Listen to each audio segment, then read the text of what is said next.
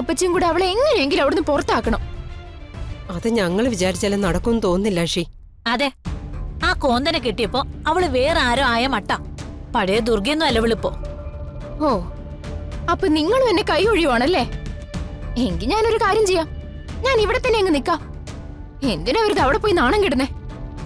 എടി മോളെ, ആ ദുർഗയുടെ ഉദ്ദേശം അത് തന്നെയാ. നിന്നെ അവിടുന്ന് പുറത്താക്കി ഒറ്റയ്ക്ക് സുഖമായി ജീവിക്കണം അവൾക്ക്. നീ അതിന് അവസരം കൊടുക്കുകയല്ല വേണ്ടത്. അതെ, ആ നശിച്ചവളെ അനുസരിപ്പിക്കാൻ പറ്റുന്ന ഒരേ ഒരാള് ദേവേട്ടനാ. നീ എങ്ങനെയെങ്കിലും ദേവേട്ടനെ കാര്യം പറഞ്ഞ് മനസ്സിലാക്ക്. ദേവേട്ടൻ പറഞ്ഞാ അവൾ അനുസരിക്കും. അത് ശരിയാ. നീ നിന്റെ അച്ഛനോടൊന്ന് സംസാരിച്ചു നോക്ക്. അതിന് ഞാൻ എന്തെങ്കിലും പറഞ്ഞ അച്ഛൻ അനുസരിക്കുവോ? അച്ഛനും മുത്തശ്ശിക്ക് എന്നോട് ഒരു സ്നേഹവും ഇല്ല. അവർക്ക് ദുർഗയല്ലേ വലുത്. അത് ശരി തന്നെയാ. പക്ഷെ എന്തൊക്കെ പറഞ്ഞാലും നീയും ദേവേട്ടന്റെ മോളല്ലേ. ആ സ്നേഹം മനസ്സിലുണ്ടാവാതിരിക്കില്ലല്ലോ. അതുകൊണ്ട് നീ കരഞ്ഞു പറഞ്ഞാൽ അനുസരിക്കും. എന്തായാലും ഒന്ന് പറഞ്ഞു നോക്കാല്ലേ? അതെ, പക്ഷേ നിന്റെ ദേഷ്യവും എടുത്തുചാട്ടവും ഒന്നും വേണ്ട.